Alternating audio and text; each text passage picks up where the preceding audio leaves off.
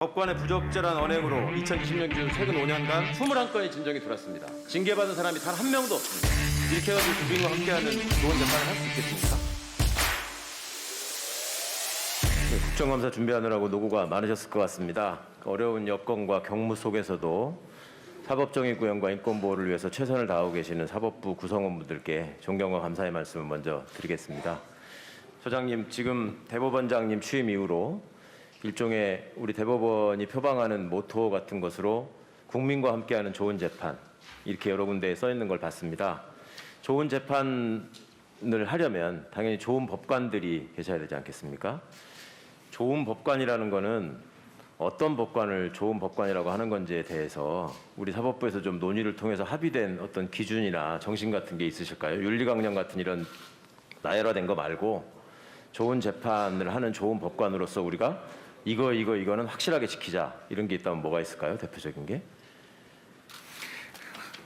어려운 질문인데요. 네. 어쨌든 저희들은 헌법과 법률에 따라서 재판하기 때문에 헌법과 법률에 대한 이해가 이해의 깊이가 좀 깊어야 될 거라고 생각되고요.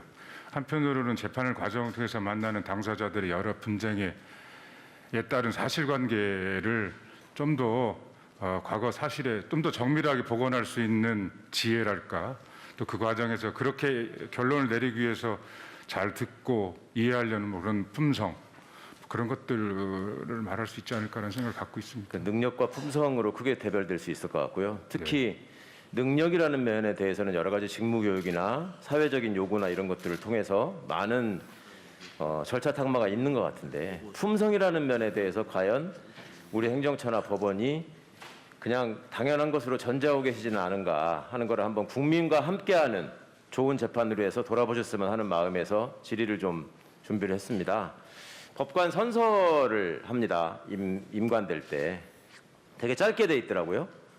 본인은 헌법과 법률에 의하여 양심에 따라 공정하게 심판하고 법관 윤리강령을 준수하며 국민에게 봉사하는 마음가짐으로 직무를 성실히 수행할 것을 엄숙히 선서합니다. 이거 맞죠? 네. 예. 요거만 지키면 좋은 법관인가? 이 부분에 대해서 제가 과거에 변호사를 할 적에 실무수습으로 온 연수생들에게, 법관을 지망하는 분들에게 어느 직업을 가고 싶냐라고 하면은 판사를 지망하고 싶다고 하는 사람들한테 어떤 판사가 되고 싶냐라고 물어본 적이 꼭 있었습니다. 나는 좋은 판사가 됐으면 좋겠다, 당신들이. 좋은 판사라는 건 어떤 판사라고 생각하느냐? 거기에 대해서 의외로 답을 제대로 못 하시더라고요. 그저 좀 얘기하는 게 판례 공부를 좀 열심히 해야 될 것 같다, 이 정도였습니다. 어떤 의미인지 충분히 소장님 아실 거라고 생각합니다. 윤리감사관님, 네, 윤리감사관 부임하신 지가 얼마 안 되셨죠? 예, 그렇습니다. 감사관님이 개방직으로 처음 들어오신 이후에 윤리감사관실 조직이 과거에 비해서 더 늘어나거나 달라진 게 뭐가 있습니까? 여러 가지가 있지만은 네. 회계 감사가 도입이 돼가지고 그 감사 기능이 많이 강화가 됐습니다. 조직도 이제 그 회계 감사 팀이 강화가 됐고요. 회계감사팀이요? 예. 네. 윤리감사관님, 그 법정에 들어갈 때 예. 관련 당사자들도 그렇고 특히 변호인들 같은 경우에 이제 법대를 향해서 목례를 하고 들어가는 거 알고 계시죠? 예, 그렇습니다. 네. 그리고 재판부가 착석하기 전에 다 기립해 갖고 있습니다. 예. 왜 그렇게 하는 겁니까? 그 재판에 대한 경의를 표하는 것으로 알고 있습니다. 법관에 대한 경입니까? 재판에 대한 경입니까? 정의에 대한 존중입니까? 뭐 세 가지 다 조금씩 있는 것으로 저는 봅니다만. 예. 그것을 개인에 대한 경의로 착각하고 있는 법관들이 의외로 많은 것 같고, 예. 단순히 개인적인 문제는 아니지 않겠습니까? 그렇습니다. 그래서 과거부터 행정처장님, 과거에 한참 된 것 같은데 법정에 들어가서 법대에 착석하기 전에 재판부에다가 방청객들한테 인사를 하고 앉으시라, 이거를 행정처에서 권유하신 적이 있죠. 교육도 하셨고. 그게 실무에서 정착되는데 바로 정착이 됐다고 느끼십니까? 한참 걸렸습니까? 잘 모르겠습니다. 그러니까 대부분 그렇게 하시는 분들도 있고 또 안 하시는 분들이 여전히 있는 것 판사님들은 같아요. 잘 모르실 거예요. 네. 근데 재판부를 접해보는 법조인들이나 당사자들의 입장에서 보면 그거 정착되는데 제 기억에는 5년 이상 걸렸습니다.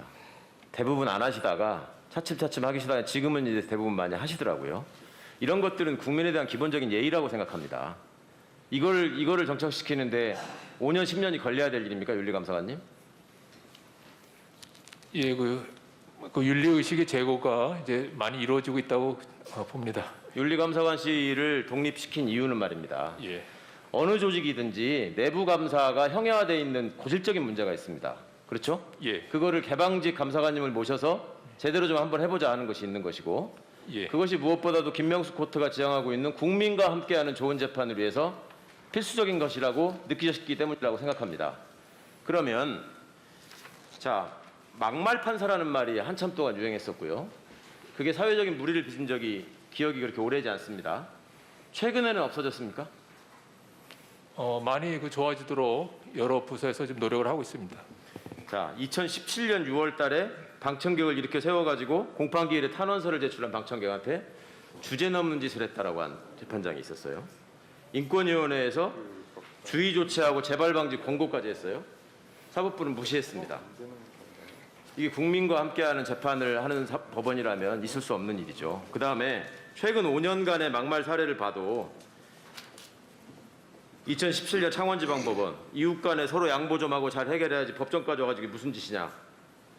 2018년 전주 요새는 판사가 무슨 말을 들어주려고 하면 더 아는 척하고 말이 많다.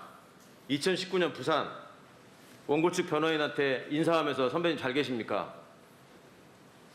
만약에 법정에서 들어온 당사자들이 재판부를 상대로 막말을 하면 어떻게 합니까? 재판부가?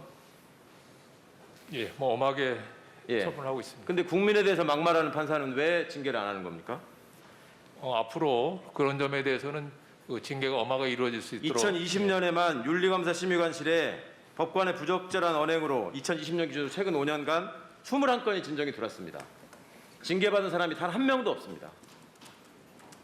이렇게 해가지고 국민과 함께하는 좋은 재판을 할 수 있겠습니까? 저희가 엄정하게 지금 조사를 하고 있습니다. 윤리감사관실에서 법정 언행에 대해서 모니터링 하십니까? 예, 그렇습니다. 정기적으로 하시고요. 정말 팔이 안으로 굽는다는 소리 듣지 않도록 확실히 직무 수행해 주시기 바랍니다. 예, 명심하겠습니다. 네, 이상입니다.